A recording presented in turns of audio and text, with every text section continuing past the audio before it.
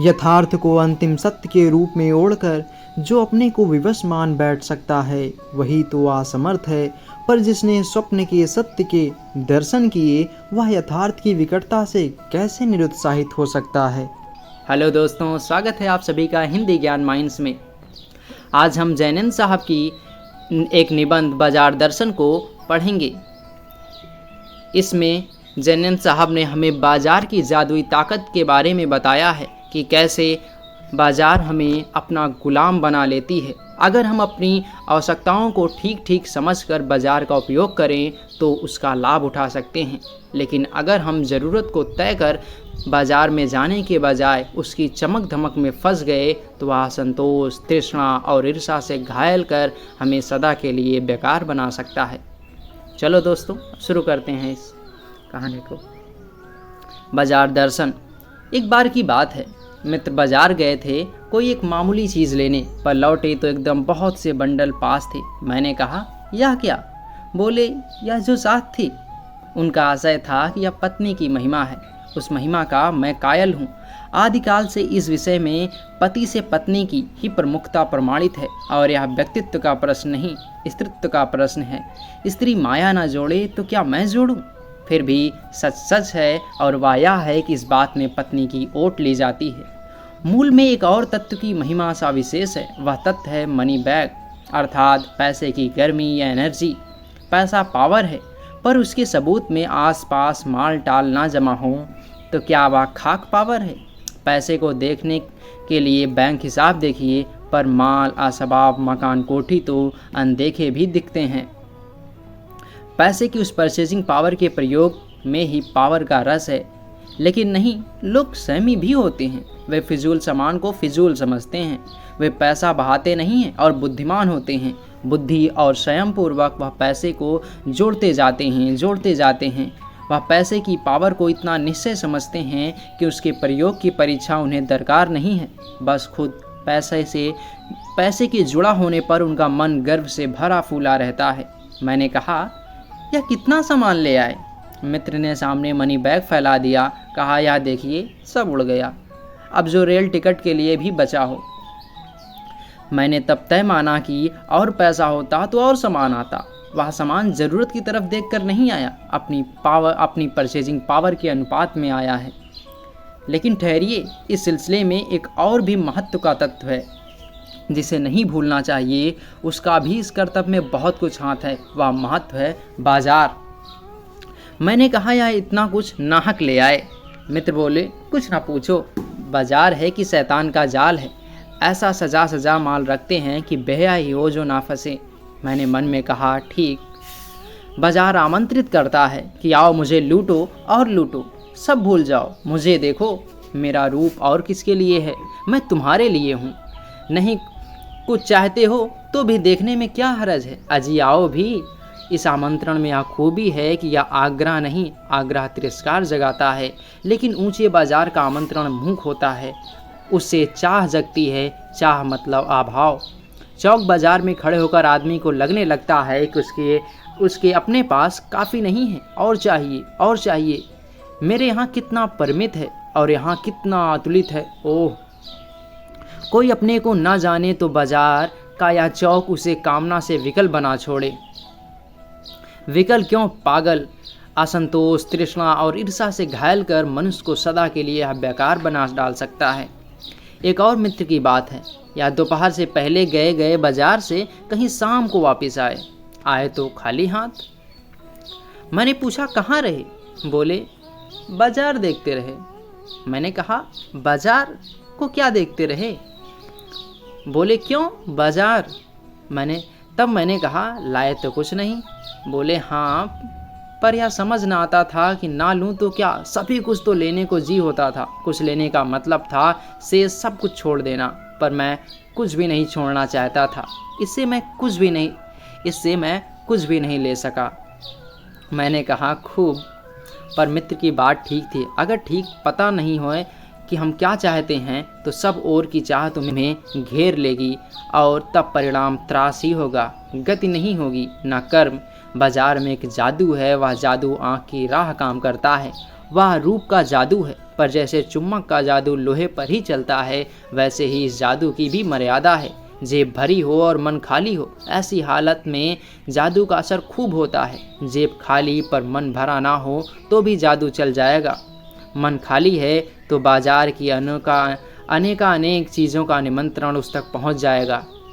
कहीं हुई उस वक्त जेब भरी, तब तो फिर वह मन किसकी मानने वाला है। मालूम होता है यह भी लूँ वह भी लूँ, सभी सामान ज़रूरी और आराम को बढ़ाने वाला मालूम होता है, पर यह सब जादू का असर है। जादू की सवारी उतरी तो पता चलता है कि फैंसी चीज़ों की बहुतायत आराम में मदद नहीं देती, बल्कि खलल ही डालती हैं। थोड़ी देर को स्वाभिमान को जरूर सेक मिल सकती है, पर इससे अभिमान की गिलती की और खुराक मिलती है। जकड़ रेशमी डोरी की हो तो रेशम के स्पर्श के मुलायम के कारण क्या वह जकड़ कम होगी? पर उस जादू की जकड़ से बचने का एक सीधा सा उपाय है। वह यह है कि बाजार जाओ तो खाली मन ना हो, मन खाली हो तब बाजार ना जाओ। कहते हैं कि लू में जाना हो तो पानी पीकर जाना चाहिए। पानी भीतर हो, लू का लूपन व्यर्थ हो जाता है। मन लक्ष्य से भरा हो तो बाजार भी फैला का फैला रह जाएगा। तब वह घाव बिल्कुल नहीं दे सकेगा, बल्कि कुछ आनंद ही देगा। तब बाजार तुमसे कृतार्थ होगा, क्योंकि तुम कुछ ना कुछ सच्चा लाभ उसे दोगे। बाजार का असली कृतार्थता है आवश्यकता के समय काम आना। यहाँ एक अंतर चिन्ह लेना बहुत ज़रूरी है। मन खाली नहीं होना चाहिए, इसका मतलब यह नहीं है कि मन बंद रहना चाहिए। जो बंद हो जाएगा वह शून्य हो जाएगा। शून्य होने का अधिकार बस परमात्मा का है, जो सनातन भाव से संपूर्ण है। से सब अपूर्ण हैं, इससे मन बंद नहीं रह सकता। सब इच्छाओं का निरोध कर लोगे, यह झूठ है। और अगर इच्छा निरोधास्तपः का ऐसा ही नकारात्मक अर्थ हो तो वह तप झूठ है। वैसे तप की राह रेगिस्तान को जाती है, मोक्ष की राह वह नहीं है। ठाठ देकर मन को बंद कर रखना जड़ता है, लोभ का या जीतना नहीं है। कि जहाँ लोभ होता है यानी मन में, वहाँ नकार हो। यह तो लोभ की ही जीत है और आदमी की हार है। आंख अपनी फोड़ डाली, तब लोभनी के दर्शन से बचे तो क्या हुआ? ऐसे क्या लोभ मिट जाएगा? और कौन कहता है कि आंख फूटने पर रूप दिखना बंद हो जाएगा? क्या आंख बंद करके ही हम सपने नहीं लेते हैं, और वे सपने क्या चैन भंग नहीं करते? इसे मन को बंद कर डालने की कोशिश तो अच्छी नहीं, वह अकारत है। यह तो हठ वाला योग है, शायद हठ ही हठ है, योग नहीं है। इससे मन कृष्ण भले हो जाए और पीला और असक्त जैसे विद्वान का ज्ञान, वह मुक्त ऐसे नहीं होता। इससे वह व्यापक की जगह संकीर्ण और विराट की जगह क्षुद्र होता है। इसके उसका रोम रोम मूद कर बंद तो मन को करना नहीं चाहिए। वह मन पूर्ण कब है? हम में पूर्णता होती तो परमात्मा से अभिन्न हम महाशून्य ही ना होते। अपूर्ण हैं, इसी से हम हैं। सच्चा ज्ञान सदा इसी अपूर्णता के बोध को हम में गहरा करता है। सच्चा कर्म सदा इस अपूर्णता की स्वीकृति के साथ होता है। अतः उपाय कोई वही हो सकता है जो बलात् मन को रोकर को ना कहे। अतः उपाय कोई वही हो सकता है जो बलात् मन को रोकने को ना कहे, जो मन को भी इसलिए सुने क्योंकि वह अप्रयोजनीय रूप में हमें नहीं प्राप्त हुआ है। हाँ, मनमानेपन की छूट मन को ना हो, क्योंकि वह अखिल का अंग है, खुद कुल नहीं है।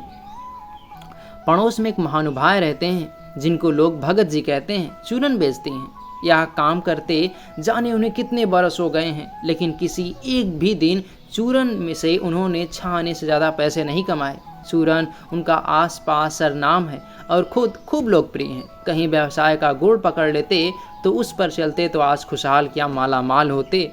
क्या कुछ उनके पास ना होता। इधर 10 वर्षों से मैं देख रहा हूँ उनका चूरन हाथों हाथ बिक जाता है, पर वह न उसे थोक देते हैं न व्यापारियों को बेचते हैं। पेशगी आर्डर कोई नहीं लेते। बधे वक्त पर अपनी चूरन की पेटी लेकर घर से बाहर हुए नहीं कि देखते देखते 6 आने की कमाई उनकी हो जाती है।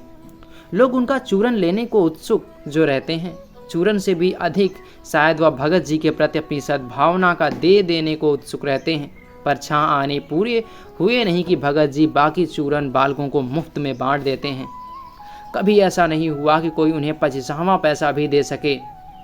कभी चूरन में लापरवाही नहीं हुई, कभी रोग नहीं होता। मैंने रोग होता हुए भी मैंने नहीं देखा है। और तो नहीं, इतना मुझे निश्चय मालूम होता है कि इन चूरन वाले भगत जी पर बाजार का जादू नहीं चल सकता।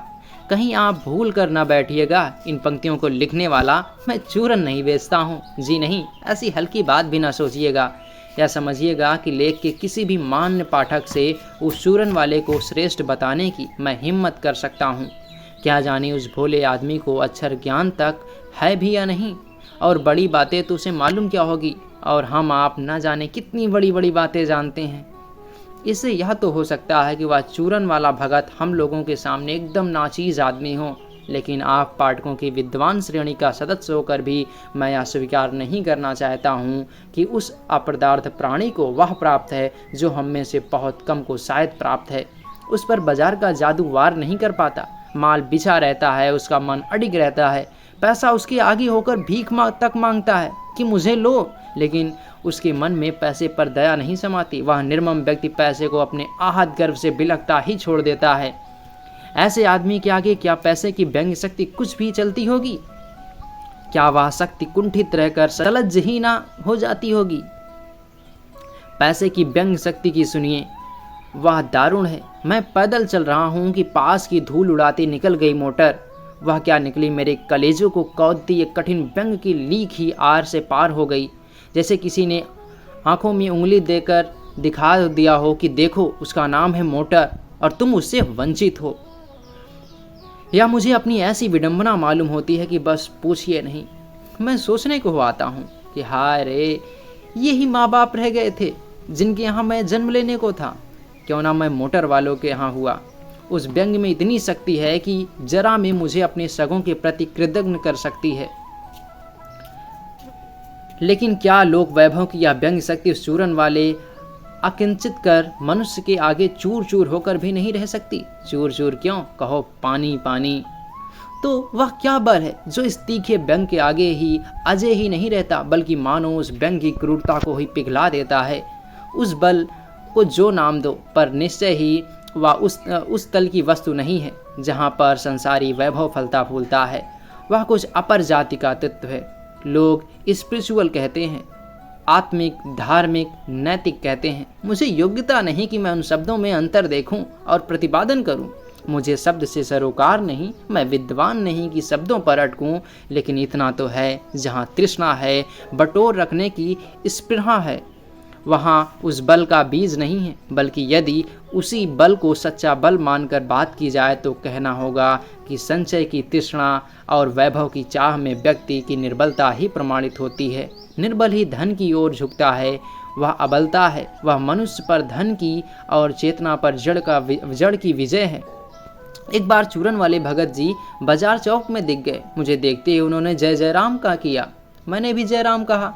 उनकी आंखें बंद नहीं थी, ना उस समय वह बाजार को किसी भांति कोस रहे मालूम होते थे। राह में बहुत लोग, बहुत बालक मिले जो भगत जी द्वारा पहचाने जाने के इच्छुक थे। भगत जी ने सबको ही हंसकर पहचाना, सबका अभिवादन किया, सबका अभिवादन लिया। इसे तनिक भी यह नहीं कहा जा सकेगा कि चौक बाजार में होकर उनकी आंखें किसी से भी कम खुली थी, लेकिन भौचक्के हो रहने की लाचारी उन्हें नहीं थी। व्यवहार में पसोपेश उन्हें नहीं था और खोए से खड़े नहीं बह रह जाते थे। भांति भांति के बढ़िया बढ़िया माल से चौक बाजार भरा पड़ा था। उस सब के प्रति अप्रीति इस भगत के मन में नहीं है, जैसे उस समूचे माल के प्रति भी उनके मन में आशीर्वाद हो सकता है। विद्रोह नहीं, प्रसन्नता ही भीतर है, क्योंकि कोई रिक्त भीतर नहीं है। देखता हूँ कि खुली आँख, तुष्ट और मग्न वह चौक बाजार से चलते चले जाते हैं। राह में बड़े बड़े फैंसी स्टोर पड़े हैं, पर पड़े रह जाते हैं। कहीं भगत नहीं रुकते हैं तो एक छोटी पसारी की दुकान पर रुकते हैं, जहां दो चार अपने काम की चीज़ ली और चले आते हैं। बाजार से हटपूर्वक विमुखता उनमें नहीं है, लेकिन अगर उन्हें जीरा और काला नमक चाहिए तो सारे चौक बाजार की सत्ता उनके लिए तभी तक उपयोगी है जब तक वहाँ जीरा मिलता है। ज़रूरत भर का जीरा वहाँ से ले लिया और फिर सारा चौक उनके लिए आसानी से नहीं के बराबर हो जाता है। वह जानते हैं कि उन्हें चाहिए वह जीरा है और नमक है, बस इस निश्चित प्रतीत के बल पर शेष सब चांदनी चौक का आमंत्रण उन पर व्यर्थ होकर बिखरा रहता है। चौक की चांदनी दाएं बाएं भूखी की भूखी फैली रह जाती है, क्योंकि भगत जी को जीरा चाहिए वह तो कोने वाली पंसारी की दुकान पर मिल जाता है और वहाँ से सहज भाव में ले लिया। और इसके आगे आसपास अगर चांदनी बिछी रहती है तो बड़ी खुशी से बिछी रहे। भगत जी इसे बेचारी का कल्याण ही चाहते हैं। यहाँ मुझे ज्ञात होता है कि बाजार की सार्थकता वही मनुष्य दे सकता है जो जानता है कि वह क्या चाहता है, और जो नहीं जानते वह क्या चाहते हैं। अपनी परचेजिंग पावर के गर्व में अपने पैसे से केवल एक विनाशक शक्ति, शैतानी शक्ति, व्यंग की शक्ति ही बाजार को देते हैं।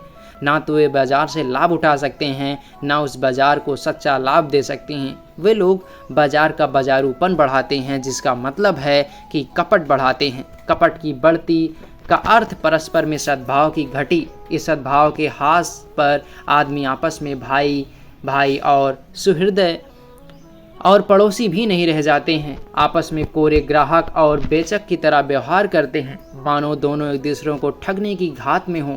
एक की हानि में दूसरे को अपना लाभ दिखता है, और यह बाजार का बल्कि इतिहास का सत्य माना जाता है। ऐसे बाजार को बीच में लेकर लोगों में आवश्यकताओं का आदान प्रदान नहीं होता, बल्कि शोषण होने लगता है। तब कपट सफल होता है, निष्कपट शिकार होता है। ऐसे बाजार मानवता के लिए विडंबना है, और जो ऐसे बाजार का पोषण करता है, जो उसका शास्त्र बना हुआ है, वह अर्धशास्त्र सरासर औधा है। वह मायावी शास्त्र है, वह अर्धशास्त्र अनीति शास्त्र है।